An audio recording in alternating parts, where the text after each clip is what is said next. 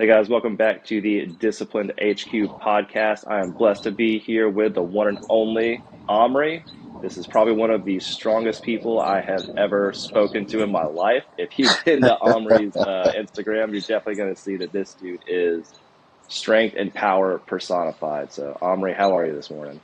I'm doing well, man. Thank you. You definitely blessed me with that intro, so I'm doing even better now. Man, well, it's all true. That's the best part. So on this podcast usually go over people's faith and fitness journey, and you said you wanted to start with faith. So where or what does your faith journey look like?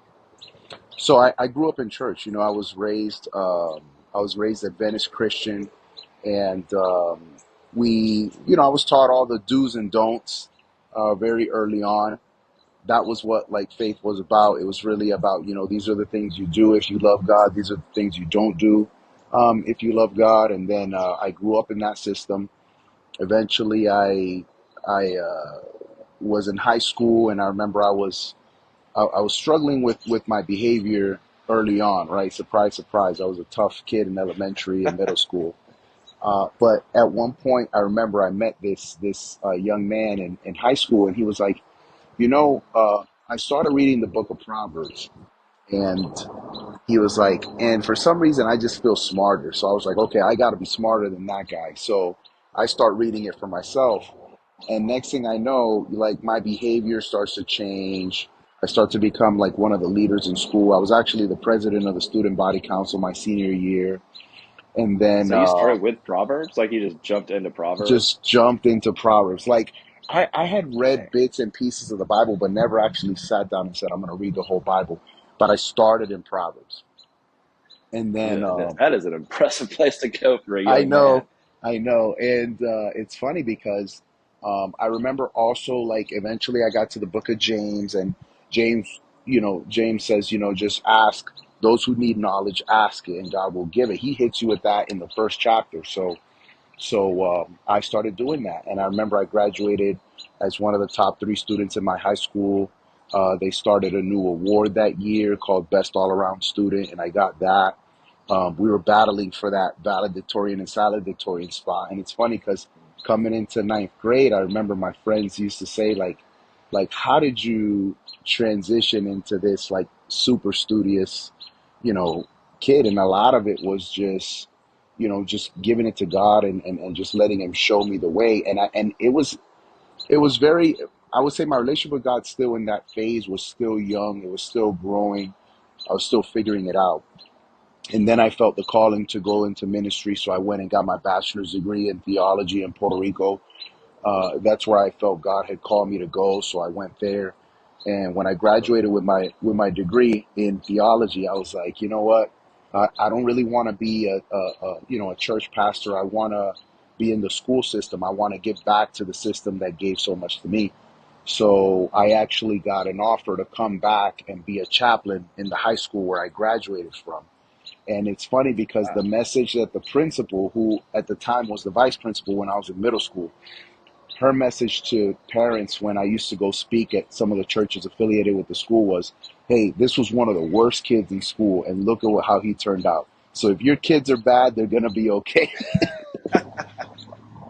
That's a And I was great like, thing to be said about I don't yourself. know. I don't know if that's a compliment or like, but that used to be the introduction, man. And that was funny. But, God blessed me to do that. I did that for a couple years, and then really worked with the high schoolers. Felt like they were my kid, even though I was a kid myself. I mean, I was what, 22. I started working with them at 23. So from 23 to about like 25, 26 years old, I was working with high schoolers. But it was a major blessing. I still call some of them my kids, even though we're so close in age.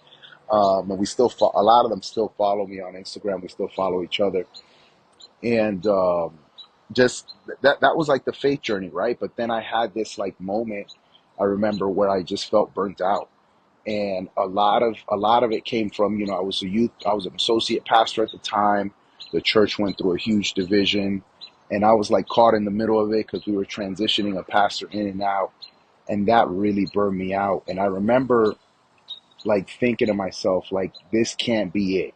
Like, these are a lot of the people that I grew up around.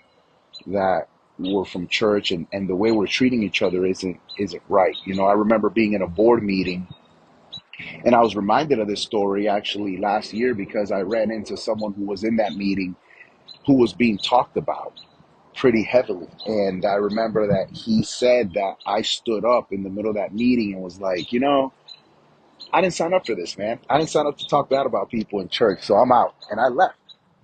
And when I left, the board meeting ended shortly after. I was told, I didn't know this, but I was told it ended shortly after because some people were like, you know what?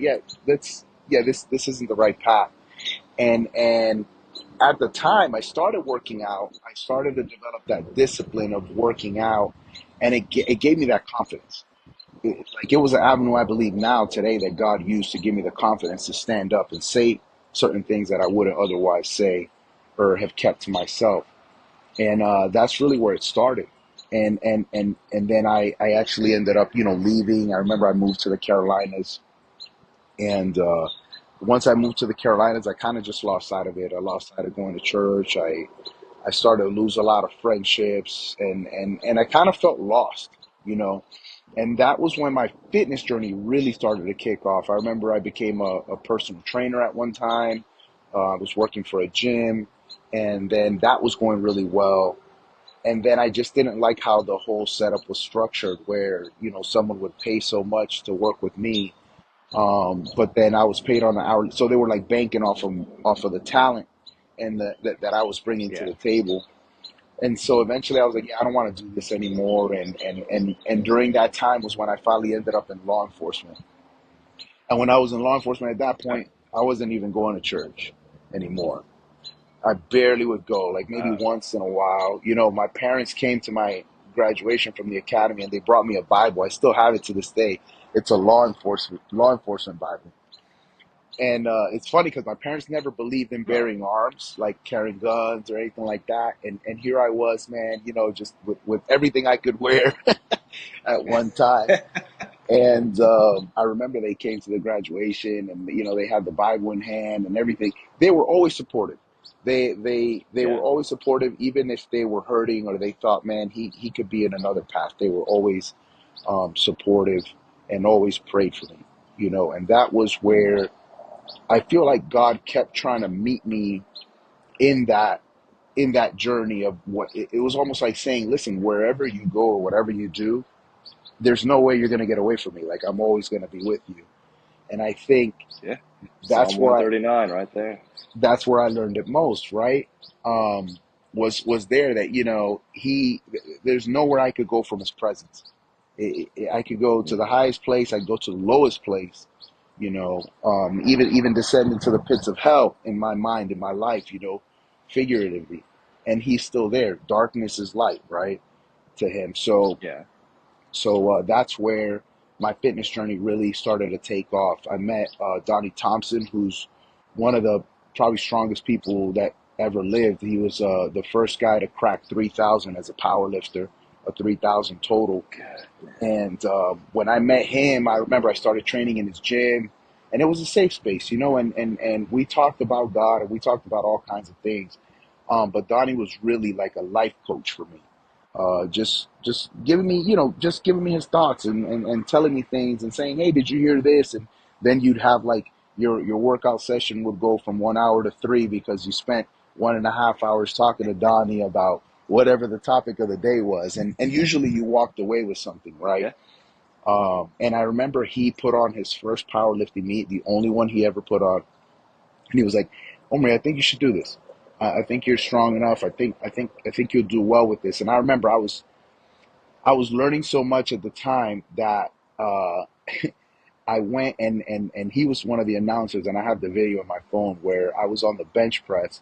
The squat went really well. I was on the bench, and even Donnie, who was announcing, was shocked that I got the bench that I got in the comp. I ended up peaking at the competition and ended up winning first How place in much my. was it? It was 365. It was the first time I ever benched over Sheesh. 315. The deadlift was the one that really got me. I remember 2 weeks, 3 weeks out, I was practicing conventional and it wasn't going well. And then a friend of mine who used to train at the gym was like, hey man, why don't you try try a sumo pull just to see what it looks like. And I did a And when sumo you say it pull. wasn't going well, like how much were you pulling conventional? Because when you At say the it wasn't going well, like I'm sure your wasn't going well is probably like everyone else's dream max.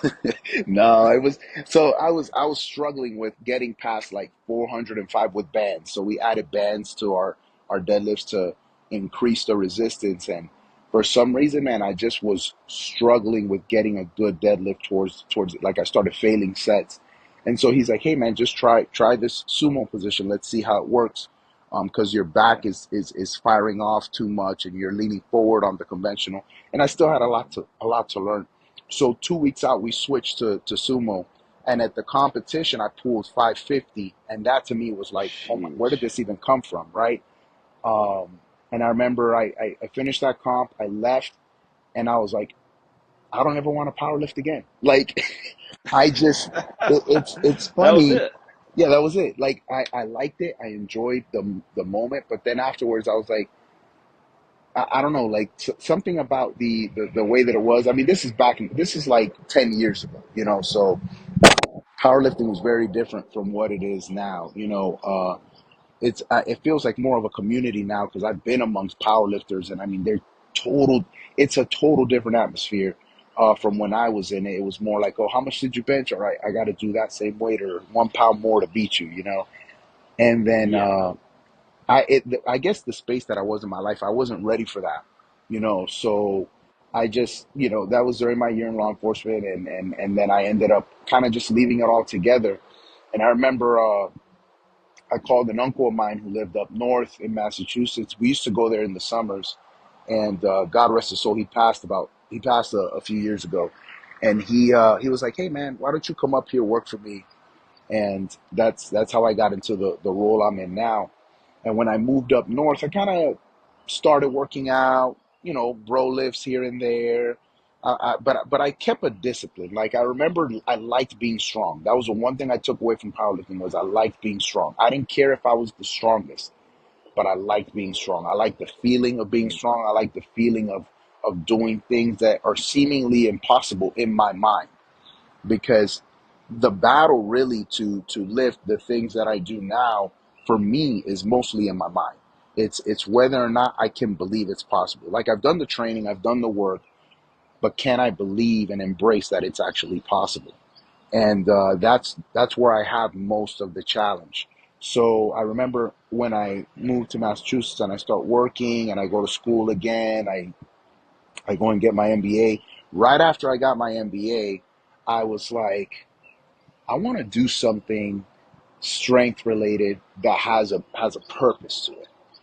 And I remember I found this competition. It was Intro to Strongman, and it was in New Hampshire. And I was like, you know what, I'm gonna do it. I was 4 weeks out. I found this like dungeon gym that doesn't exist anymore by my job. I mean, old school bodybuilding. And they had this little corner with strongman stuff. There was a log there.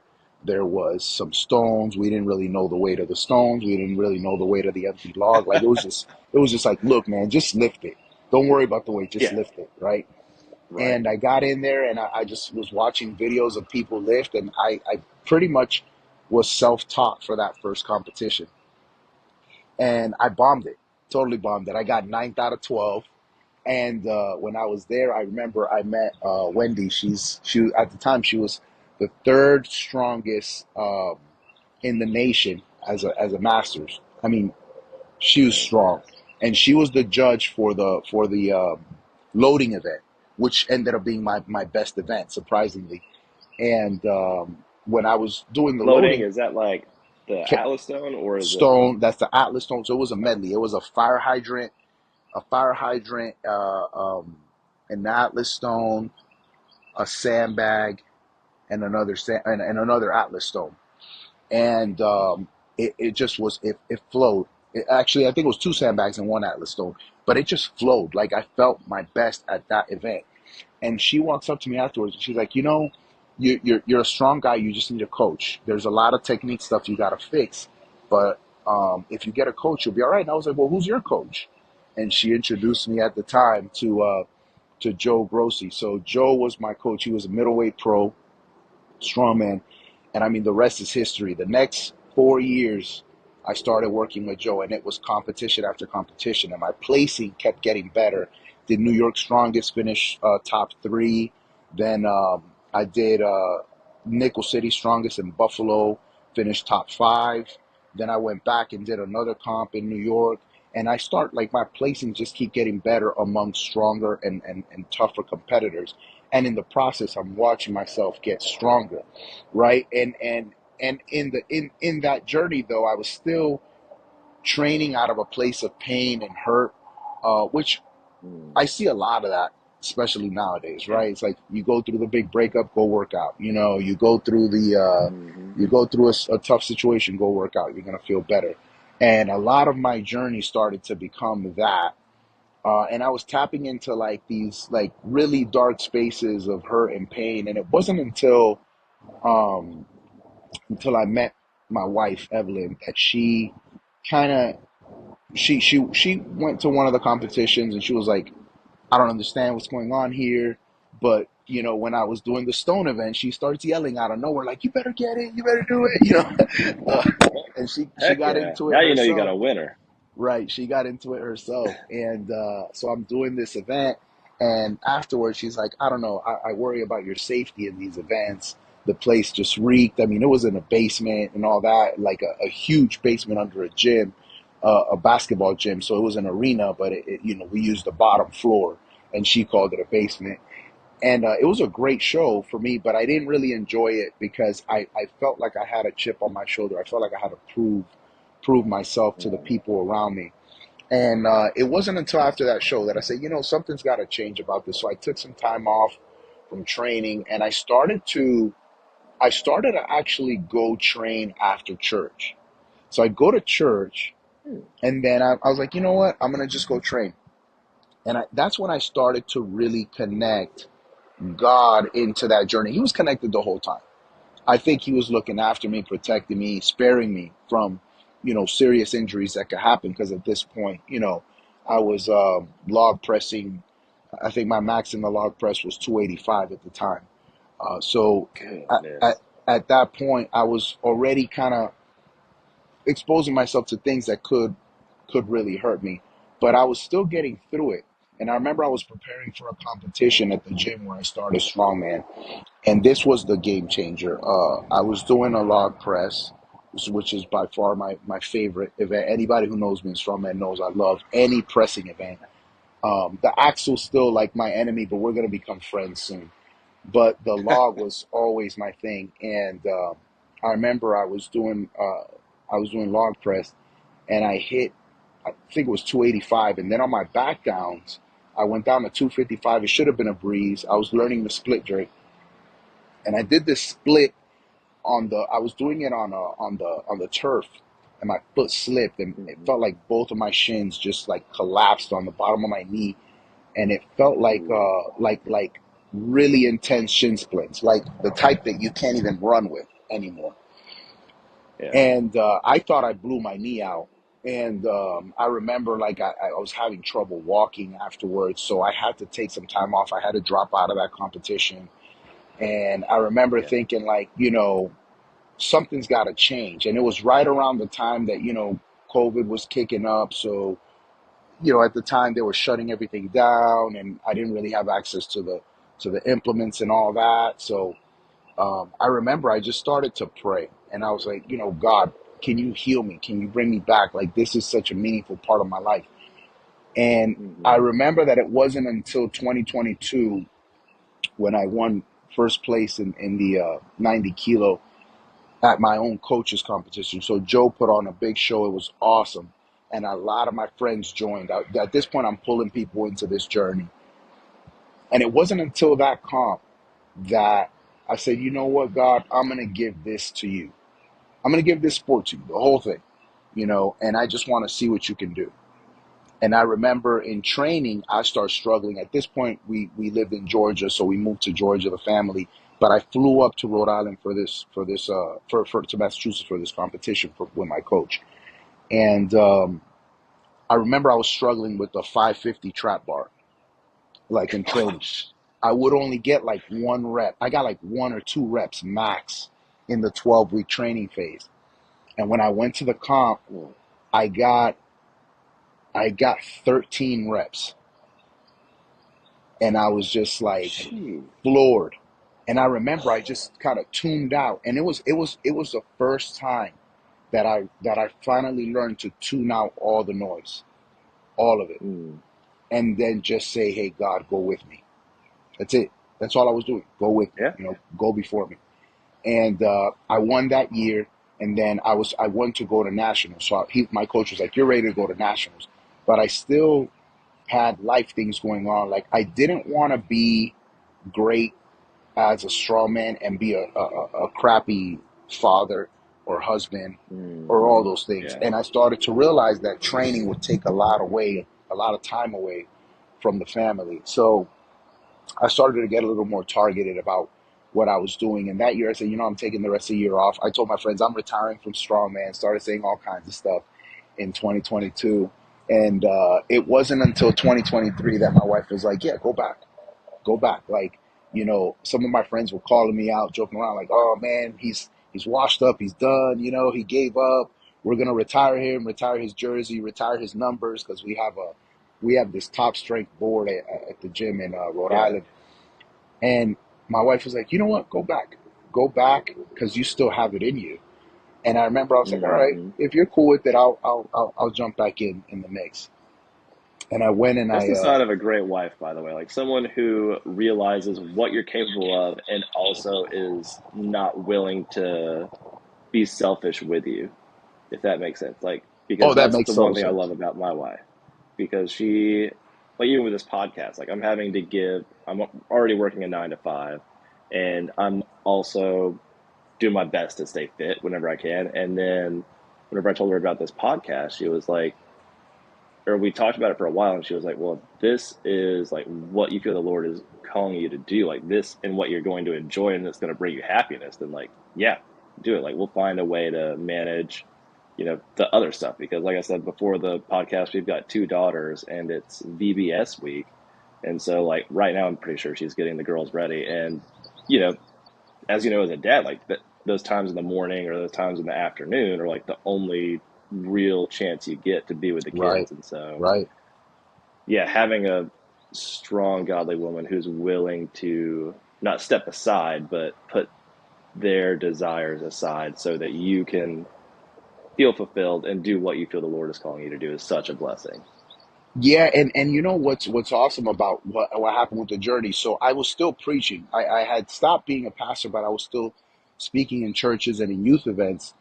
And a lot of the people in the strongman community that were friends of mine started to notice. So they started joking around like, "Oh, this is the world's strongest preacher," like. And I remember I searched the hashtag and I was like, "Oh, there's only one other guy somewhere in Texas or something." And I think I can beat him if we competed together. So maybe I am the world's strongest preacher. And I we mean, started. I'm for that competition. I want to see it. And I remember we joked around about it. And but what started happening, which was interesting, was friends of mine started to come train with me. And while they were with me, like I would notice sometimes, like there were some of them that would break down crying, like in the middle of our workout, and I wouldn't know what was going on. And I'd be like, all right, you know what? Hey, let's get this next set in together. Let's just kind of push through, and we'll talk about it later if you want to. And if not, man, just I'm here to train with you. And I remember I would pray with people in the gym, like literally, like I would go pull them aside afterwards and be like, hey man, you mind if I pray with you, man? Let's just, and sometimes it was just talk or whatever. And it wasn't about being Christian. It wasn't about being any of that. It was just about being there for someone who needed you most and showing them what system of belief has helped you through life, has given you hope, has given you all those things that you need in those tough moments. So I'm talking like every single competition I've done, I've run into somebody who's become a friend who I pray with, who I've prayed with at some point, right? And God started using, I'm telling you, started using the sport. And when I went to last year, I qualified to go to nationals. The comp that I actually won was in the gym where I started strongman. I finally got to compete in my weight class, and I took first place there and had a 635 deadlift conventional. So I beat that old 550 I hit 635, which was a PR, all time PR, and I remember like there were people there who were watching, and the whole time before every single event, I was in prayer. I was like, God, what are we gonna do? God, lead me through this, you know. And there were other people, Christian lifters, who were there that knew what I was doing, knew that I was praying, you know, knew that I was, you know, seeking God throughout this. So it really became it like God took over, you know, because God says He's a jealous God, right? So He's got to be first in everything. And so God completely Yeah. took over my training. So now, like when I go to do something that's a huge PR, or a big lift for me, I always praise God. Like I always tap my head, like, you know, head and heart. I always do that, head and heart. And if you watch some of my videos, you'll see me do that, head and heart. And it's not the Catholic prayer. It's not that. It's just me saying my thoughts, meaning what God has put in my mind, has to overrule my emotions, head and heart, head over heart, Mm. every single time. And because sometimes doubt wants to creep in. You know, it's the weirdest thing. But when I'm in it, it's like I zone everything out. I don't hear anything. I may hear one or two voices in the background of people who I've been talking to maybe often, or who I've trained with, that I know I can distinctly hear their voice. But after that, I don't really hear much of anything. And one of the biggest moments that I attribute to God in my fitness journey was that 635 deadlift. And the reason why I say that is not because I haven't passed that, because I have now. But when I did it, I had already won the event when I hit 585. But when I went to the comp, I was like, 635, I thought maybe I'd do 605, but they were doing 50-pound jumps, so you got to do whatever the jump is, and it was 635. There was no reason to keep going. But there was another guy, very Christian lifter, that I'd love to introduce you to. His name is Ronnie Geraldo. He Yeah. was like, he went up, he was a 10 kilos less than me, but he's a world known powerlifter. I mean, the kid is just different. And he worships God too. And I remember when he grabbed that bar, he looked at me and he goes, "If I get it, you got to get it." It's a real short video clip, but he goes, "If I get it, you got to get it." And he did it. And so I remember when I strapped into it, like I was kneeling down, I kind of look up like, "All right, God, here we go." I'm kneeling down, I'm strapping up. And like I said, I didn't have to do this lift, but then it's like everybody knew I didn't have to, but I was still going for it. And I have that video. Mm. It's one of my favorite videos where I'm like pulling the weight, and I've already kind of gotten it past that point. So I'm smiling because in my mind, I'm like, I did it. And everybody around me's yelling, yelling. Even the judge says, gives me the down command because I already nailed the deadlift, but I'm still looking up. Yeah. And then finally I look at him and I realize it's like, okay, I did it. And then I put it down. And I remember I wasn't yelling, I wasn't screaming, I wasn't getting in anybody's face. I was just grateful. It was like grateful for that moment. So my attitude completely shifted, you know, and I realized that that God always wanted, oh, God was always part of this journey.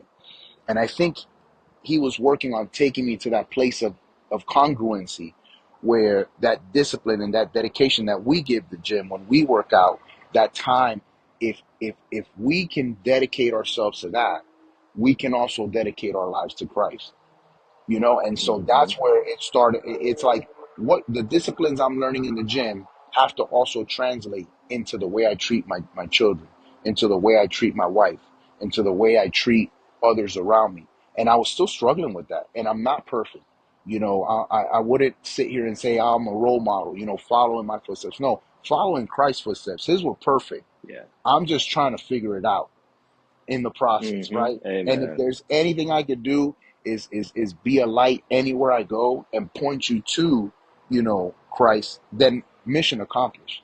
That's really Yeah. all I intended to be, you know. So that's where the journey connects with my life.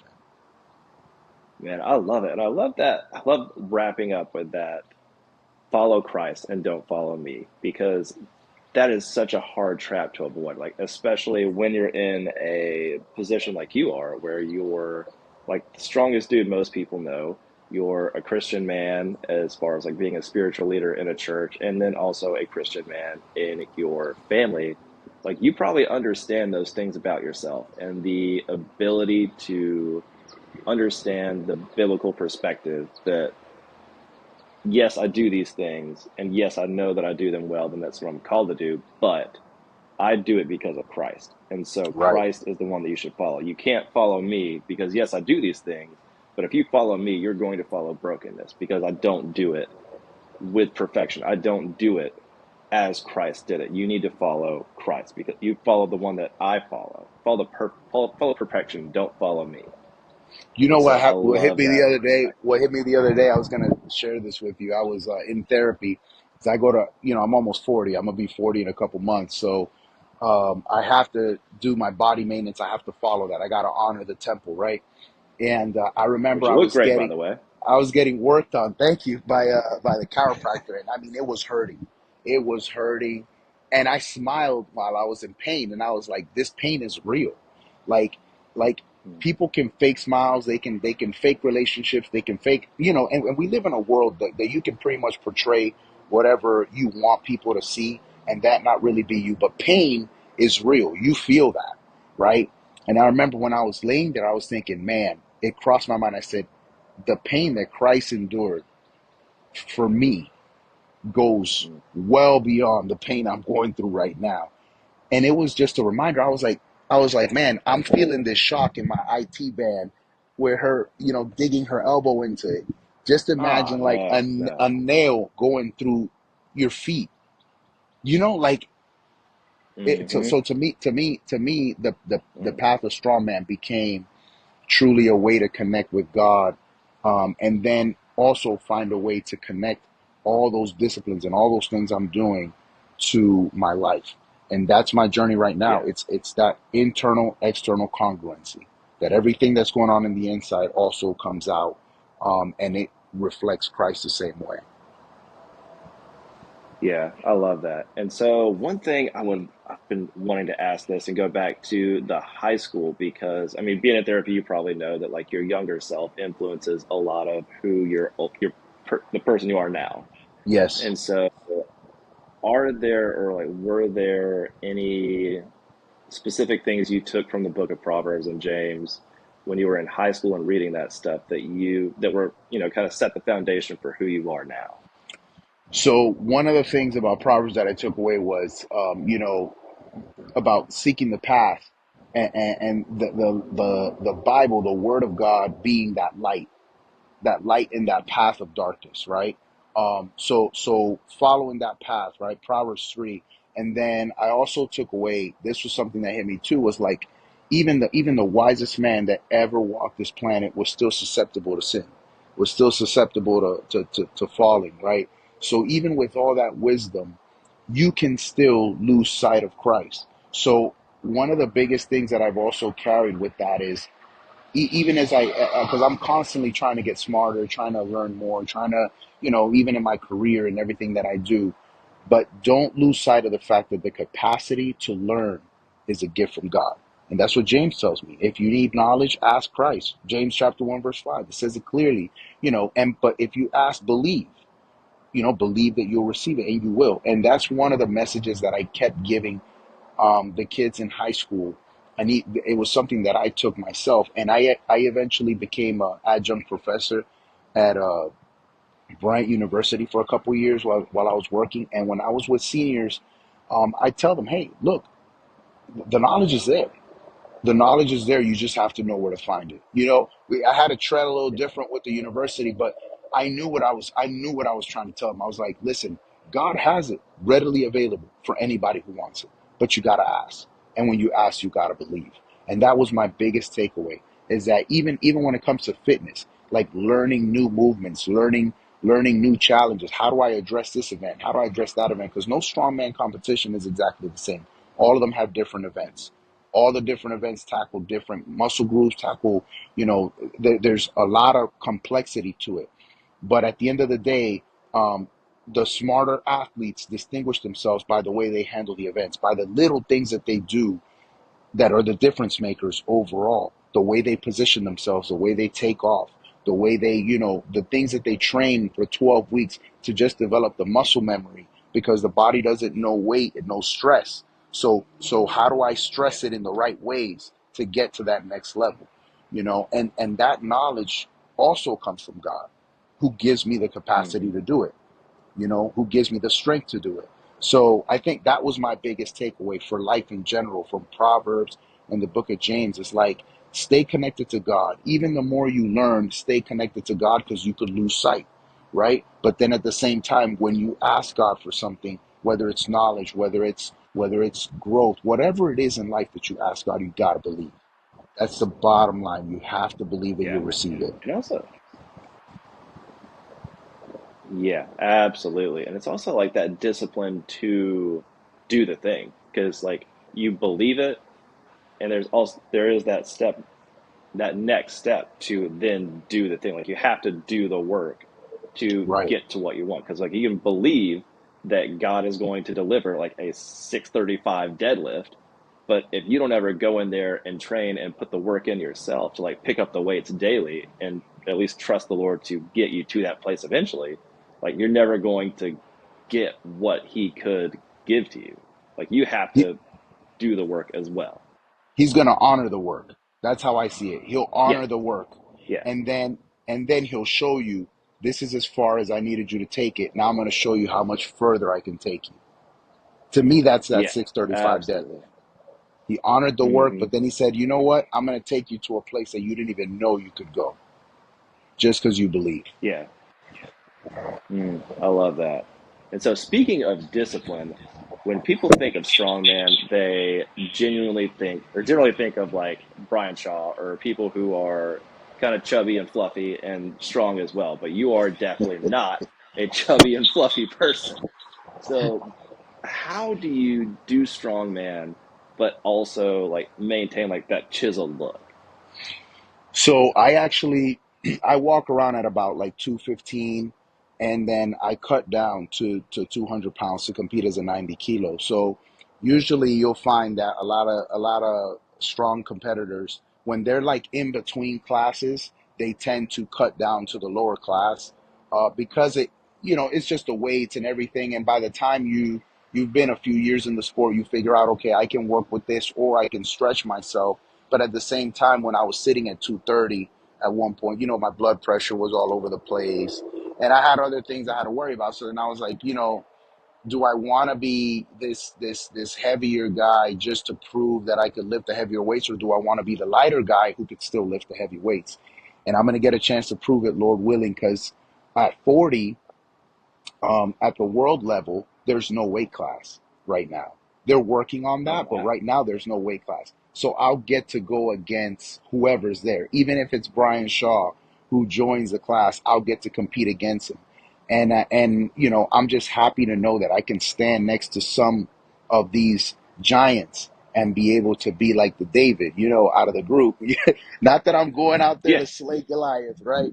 But at the same time, just that I have a chance to stand among these titans, and be considered like, hey, that guy's dangerous. He's also a very strong competitor. That to me is a blessing in and of itself, and again, a step of faith, right? Because it doesn't make sense to most to see that. You don't expect that. But when you look at the overall world's strongest man, there were guys who were 6'1" who did compete in those weight classes. Eddie Hall, he wasn't super tall, yeah, but he competed Hmm. amongst the best. He's one of the best in the world, right? So my goal at Yeah. 40, I'll put it out there, is to be one of the top 10 strongest men in the world after 40 years old. And we're going to see where that goes. Hey, I love it. I was about to ask, like, what are the goals coming up? So you said be one of the top 10 strongest man? Yes, top 10 strongest men in the world after 40. Shoot, heck yeah. And so what do you have to do to get there? Like, are there any lists that you have to do, or like, are there standards right now for like what the top 10 are? No, so you'd have to qualify, right? So you'd have to qualify for official strongman games, OSG. That's like the world stage right now. This weekend, I'm actually competing in Texas in Fort Worth to get to the Arnold, which my goal was to get to the Arnold before 40. So that's the first climb is the Arnold. I already did nationals last year, and finished in second strongest presser in the 90 kilo class in the nation, which was awesome. So now my goal is to take those skills this weekend, make it to the Arnold if God makes the way. And then if I make it to the Arnold, obviously my next goal would be the OSG Masters Class of 40, and that'll be the world stage. Yeah, goodness, that's awesome. We'll definitely be praying for you for that. Thank And you. so, what is, you said you're still a pastor right now? So I still help out at my local church here. I still preach in different youth Okay. events. I just did. I'm preaching actually next month in August, mid-August. I'm going to be preaching here in Pursuit. It's the church that we became a part of, and definitely God led us there. Like I prayed when we moved to North Carolina. I was like, show us where we need to be as a family, right?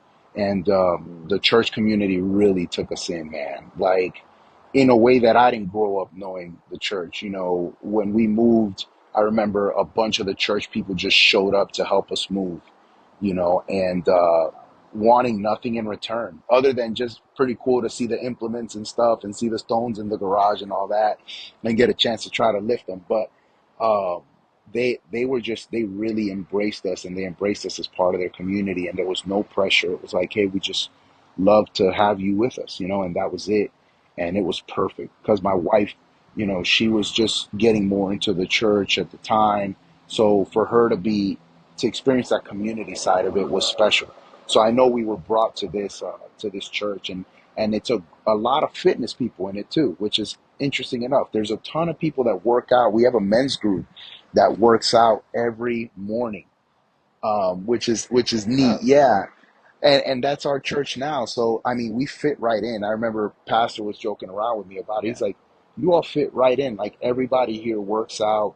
Everybody here likes that." So we're actually working on finding a way to connect the ministry to fitness as we speak in our church Mm, here in Pursuit. So it's a pretty awesome journey to connect with you who did just that with this brand, where with the Discipline brand. I still have OG shirt here that I love. Um, the Here love Am it. I Send Me shirt. And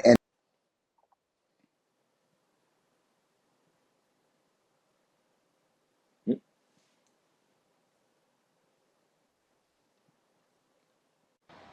sorry, Oh, it cut out for I a ended up, second. yeah, I cut off. So Sorry. after Hear My Say Me.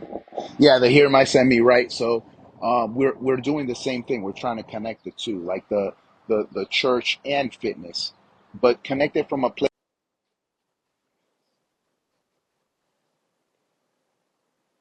Oop, Give me one sec. Let me put my phone on DND because it keeps on. okay, no worries.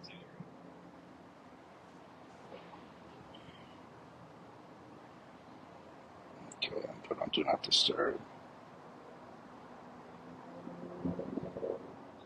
All right, I'm back. Sorry about that. No All worries. right, you got me now? Yeah. Yes, good to go. All right. So no, I was saying about the just we're working on right now connecting the fitness portion with that Christianity. Sometimes we'll invite young men who are part of the who just visit the church one time. Hey, come to the gym with us. Come work out. Let's hang out together in the gym, and we start to make that connection, and get them involved Yeah. in church, but also help them understand that hey, God is in every aspect of your life. You don't have to exclude them Hmm. from working out, from those things, because God is there too. It's just giving a total different flavor to it. Yeah, and I love that because I feel like the masculinity aspect of being a man in the church is kind of missing right now. Like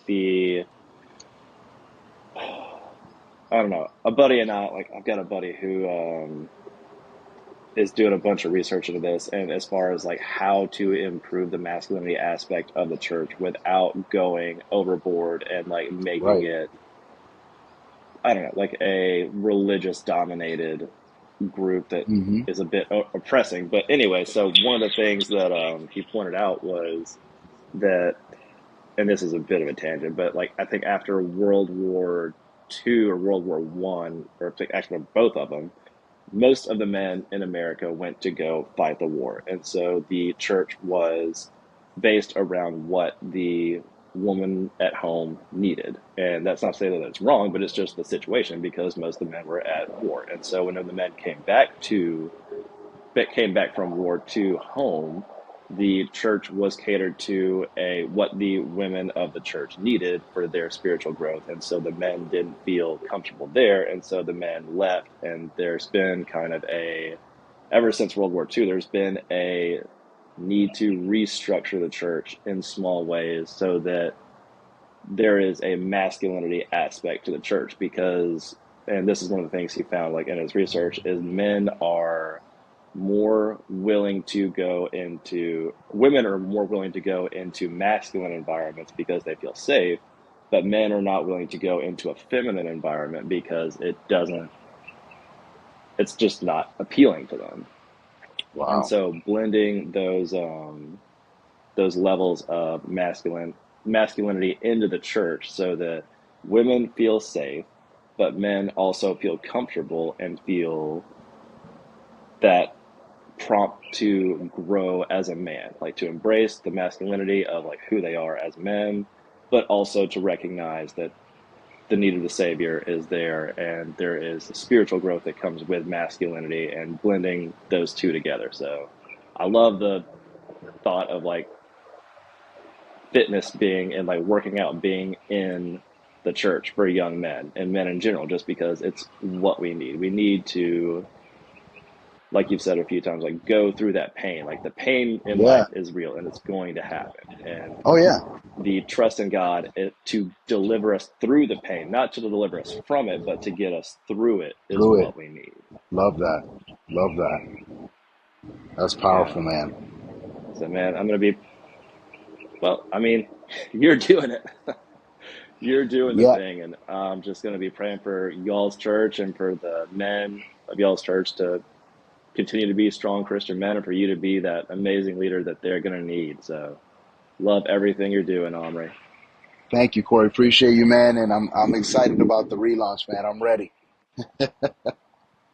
Man, it's been fun. Like I've always, and this is, I think, something I've talked about in every episode so far. It's been so cool to see people wear the shirts and like be able to start conversations, but also the people who are wearing the shirts have such a great story to tell. And we all have these things because, the brand is kind of more geared towards those people who are disciplined or in fitness, are looking to get past something difficult. And so this podcast is a way for people to share like what God has brought them through, like what they're doing now that is a story of discipline, a story of faith, a story of struggle that other people are likely going to identify with and, obviously bring God the glory through it. That's awesome, man. And I so, love it, man. Well, like I said, this ministry, man, God is blessing it, and I'm gonna be praying for you too during all this relaunch and everything you're doing. And I welcome the prayers, man. Thank you so much. absolutely. Going to keep praying for you, and especially to be, when is the Arnold? So the Arnold is in March. The comp I'm going to this weekend is in Fort Worth. So it's at Okay. Billy Bob's. I think it's called Billy Bob's Texas or something like that. It's pretty cool. It's like a rodeo, I guess, or arena, Mm-hmm. and that's an Arnold qualifier. So depending on how that goes, only first place goes to the Arnold. The other three go to nationals. So there's a second chance if I miss the Arnold there to be able to go to nationals and secure a spot. But again, like I said, it's in God's hands. I'm just like, God, if you're ready for me to walk through that door, then you're going to open it and I'll walk through it. I don't go into So, competitions anymore thinking about, am I stronger than this person or that person? Because anybody in strongman knows it's whoever's the strongest that day. And that's in every event. So that could change. I don't go into it thinking, oh, I got to be better than this guy or that guy. I always say that. I'm just focused on being a better version of what I was in my last competition and just continuing to let God lead me through it. yeah, I love it. All right, man. We'll definitely be praying for you this weekend. And thank you so much for being on here and sharing your story. And we're definitely going to have you back on to talk about what happened and anything that Yeah. you want to share as far as what God's put on your heart. So thank you for being here, Omri. Thank you, brother. I'll definitely have some footage from the comp for you. Don't you worry about that. All right. I love it. I'm ready. All right, man. Well, have a good one. All right. You too.